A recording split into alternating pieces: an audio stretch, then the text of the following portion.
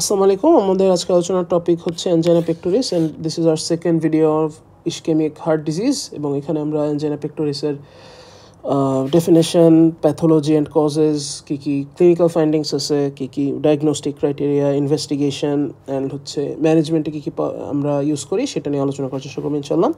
তো let's start. Angina পেক্টোরিসের definition হচ্ছে এটা একটা symptom complex which is cause by transient myocardial ischaemia, মানে হচ্ছে লেস দ্যান 20 মিনিটস ধরে যদি reduced blood flow to myocardial tissue occur করে, which is resulting from oxygen supply and demand imbalance, মানে reduced supply and or increased ডিম্যান্ডের জন্য এরকম যদি একটা ইসকেমিয়া ডেভেলপ করে সেটাই অ্যানজাইনা পেক্টোরিস। এখন এটা কজ বলার আগে আমি একটু এটার আর্টেরিয়াল সাপ্লাই নিয়ে কথা বলতে চাই খুবই ব্রিফে।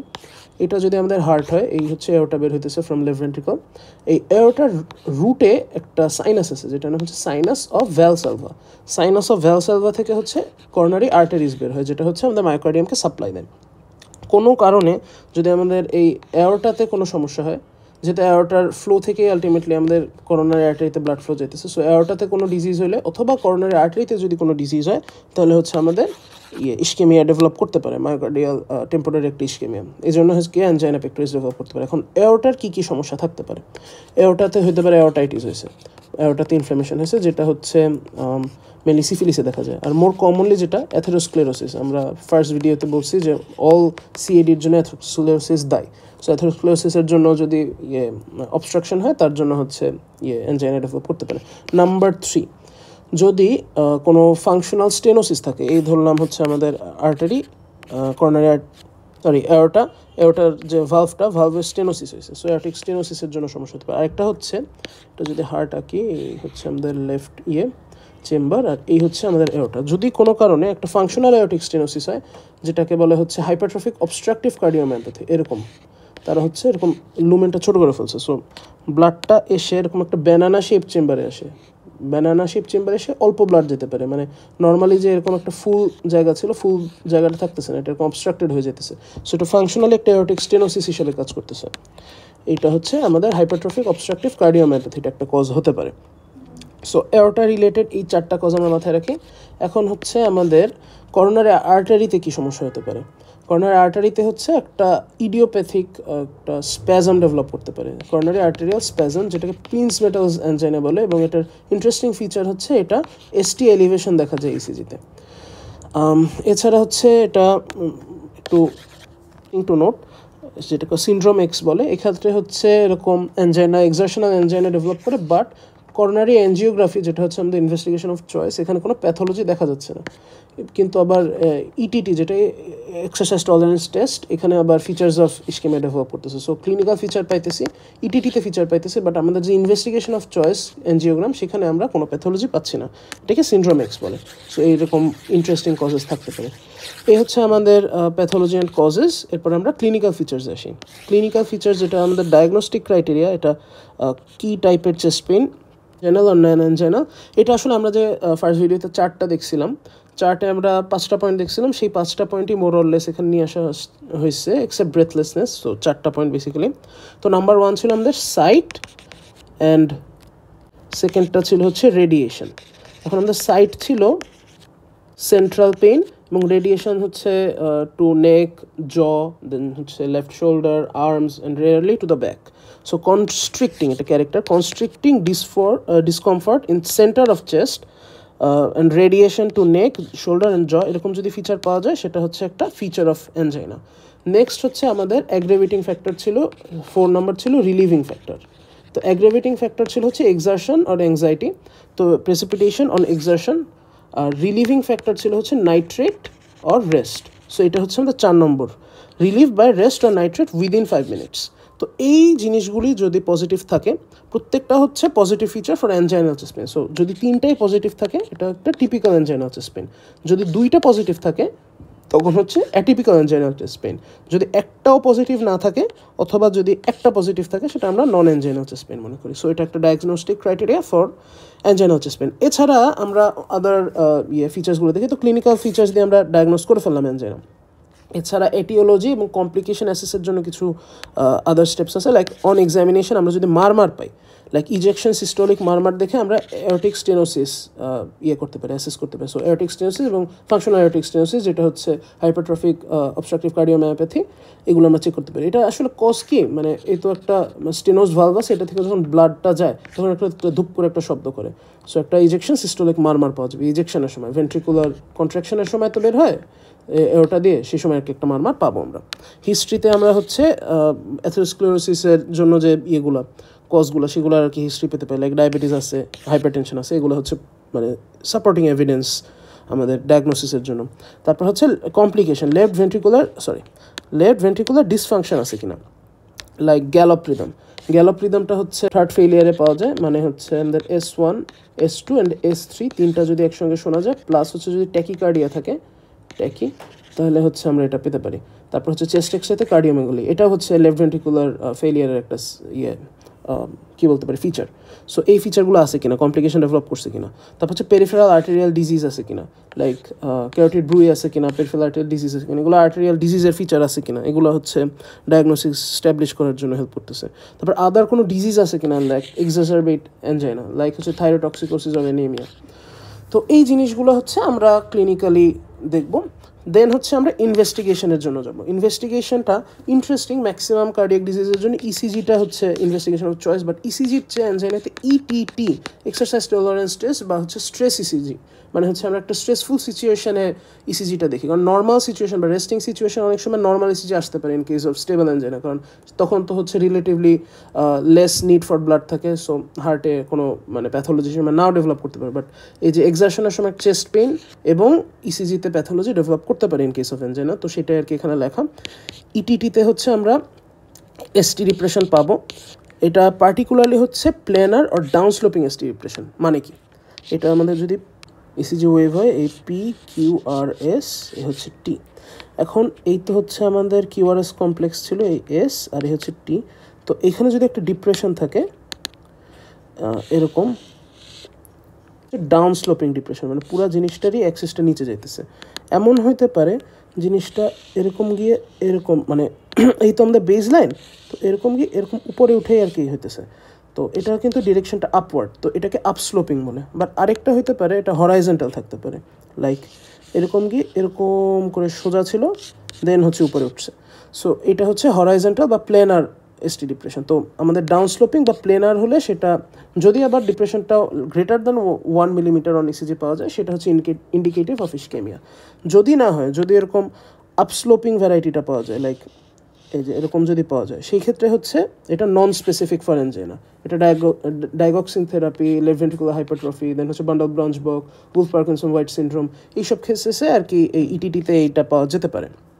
আর মোর ডেফিনেটিভ ইনভেস্টিগেশন অফ চয়েস হচ্ছে করোনারি সিটি অ্যানজিওগ্রাফি।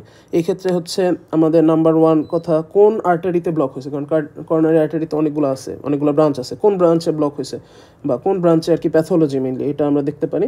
তারপর হচ্ছে এটা একটা গাইড ফর সার্জিক্যাল প্রসিডিওর হিসেবে কাজ করতেছে, যে পারকিউটেনাস ইন্টারভেনশন বা হচ্ছে গ্রাফট, এই ক্ষেত্রে আর কি আমরা কোন আর্টারিতে কী করতে হবে এটা নিয়ে একটা আইডিয়া পেতে পারি। তারপর হচ্ছে প্রিভিয়াস এমআই ডিটেকশনের জন্য মায়োকার্ডিয়াল পারফিউশন স্ক্যান অথবা স্ট্রেস একোর জন্য আমরা যেতে পারি। এরপরে হচ্ছে ম্যানেজমেন্ট দুইটা ভাবে ভাগ করতে পারি, একটা হচ্ছে অ্যান্টি অ্যানজাইনাল কনজারভেটিভ থেরাপি, আর একটা হচ্ছে সার্জিক্যাল ইন্টারভেনশন, যার মধ্যে PCI আর CABG আছে, মানে হচ্ছে পারকিউটেনাস ইন্টারভেনশন আর হচ্ছে করোনারি গ্রাফট যেটা। এখন আমাদের যে ইগুলা অ্যান্টি অ্যানজাইনাল থেরাপি, তার মধ্যে মেইন ড্রাগ হচ্ছে নাইট্রেট, বিটা ব্লকার আছে, দেন হচ্ছে ক্যালসিয়াম চ্যানেল অ্যাক্টিভেটর আছে, ক্যালসিয়াম চ্যানেল ব্লকার আছে, পটাশিয়াম চ্যানেল অ্যাক্টিভেটর আছে। তারপর হচ্ছে ইভাব্রেডিন, যেটা হচ্ছে IF চ্যানেল অ্যান্টাগনিস্ট। তারপর হচ্ছে র্যানোলাজিন আছে, যেটা হচ্ছে আমাদের সোডিয়াম চ্যানেল অ্যান্টাগনিস্ট। তো আমাদের মোস্ট ইম্পর্টেন্টের মধ্যে হচ্ছে নাইট্রেট মেইনলি একটা ভেজোডাইলেটার, যেটা আমরা হার্ট ফেলিয়ারে দেখছি অলরেডি। এটা আমাদের প্রিলোড আফটারলোড দুইটাই কমায়, ভেইন আর্টারি দুইটাই ডাইলেট করে, আর অ্যাজ এ রেজাল্ট হচ্ছে আমাদের অক্সিজেনের সাপ্লাইটা বেড়ে যায়। কারণ হচ্ছে এখন এখানে যে ব্লক ছিল, ধরলাম অ্যাথেরোস্ক্লেরোসিসের জন্য ব্লক ছিল, এখন এটা বড় করার মাধ্যমে এখন এখানে বেশি ব্লাড ফ্লো করতে পারে। আবার হচ্ছে যেহেতু ডাইলেটেড হয়ে গেছে এই পেরিফেরাল আর্টারিগুলো, এর জন্য হচ্ছে অক্সিজেন ডিম্যান্ড কমে যেতেছে, কারণ হচ্ছে ডায়াস্টোলিক ব্লাড প্রেশার অর্থাৎ টোটাল পেরিফেরাল রেজিস্ট্যান্স কমে গেছে। তো এইটার জন্য দুইটা ভাগে আর কি থেরাপি দেওয়া হয়, একটা হচ্ছে শর্ট টার্ম থেরাপি আর একটা হচ্ছে প্রোলংড এফেক্টের জন্য থেরাপি। এখন শর্ট টার্ম থেরাপিতে হচ্ছে আমরা যেগুলোকে র্যাপিডলি ফার্স্ট পাস করতে পারতেছে, বাইপাস করতে পারতেছে তাদের ইউজ করি। পার্টিকুলারলি সাবলিঙ্গুয়াল যে নাইট্রেটগুলো, এটা পার্টিকুলারলি হচ্ছে স্প্রে ফর্মে বা ট্যাবলেট ফর্মে ইউজ করা হয় 400 মাইক্রোগ্রাম পার ডোজ আর কি। যদি স্প্রে হয় পার স্প্রে, বা ট্যাবলেট হলে পার ট্যাবলেট আমরা ইউজ করতে পারি। এটা within 4 to 8 minutes onset of action দেখা যায়। সাইড এফেক্ট হচ্ছে যে কোনো নাইট্রেটের ক্ষেত্রে র্যাপিড বিপি কমে যেতেছে, সো হাইপারটেনশন ডেভেলপ করতে পারে, মাথা ব্যথা ডেভেলপ করতে পারে, কারণ হচ্ছে সেরেব্রাল ভেজোডাইলেট করে আমাদের ডুরাল যে শীতগুলা কর্নারি আর্টারিগুলোকে কভার করে থাকে, সেই সেরেব্রাল আর্টারি ডাইলেট করে ডুরাল শীতগুলোকে স্টিমুলেট করে যেখানে নার্ভ থাকে, সো নার্ভগুলো আর কি স্টিমুলেশনের জন্য ব্যথা হয়। তো হেডেক, হাইপোটেনশন এটা ডেভেলপ করতে পারে। এখন হাইপোটেনশনের জন্য আর কি রিয়ালি সিনকোপও ডেভেলপ করতে পারে। লাইক আমাদের হচ্ছে যেহেতু সেরেব্রাল পারফিউশনটা আলটিমেটলি এওরটা থেকে আসতেছে, এওরটা প্রেশার কম, সো পারফিউশনও কম হয়ে যাবে, তো বোঝা যাচ্ছে। আর এটা ডিউরেশন অফ অ্যাকশনটা হচ্ছে অ্যারাউন্ড আধা ঘন্টা, 10 থেকে 30 মিনিট। প্রোলংড এফেক্টের জন্য হচ্ছে ট্রান্সডার্মাল অর বাক্কাল ট্যাবলেট ইউজ করা হয় অথবা ওরাল ট্যাবলেট ইউজ করা হয়। সো এরা মাইক্রোগ্রামে না, এরা মিলিগ্রামে ডোজ, 5 থেকে 10 মিলিগ্রাম প্রত্যেকটাই আর কি আই থিঙ্ক ডোজ। ট্রান্সডার্মালটা হচ্ছে পার ডে 5 থেকে 10 মিলিগ্রাম, আর স্লো রিলিজ যে বাক্কাল ট্যাবলেট এটা হচ্ছে 6 আওয়ারলি। ওরালটার কথা এখানে আলাদাভাবে বলছে যে আইসোসরবেট মোনো বা ডাইনাইট্রেট ফার্স্ট পাসটা সামহাও বাইপাস করে, I am not sure how.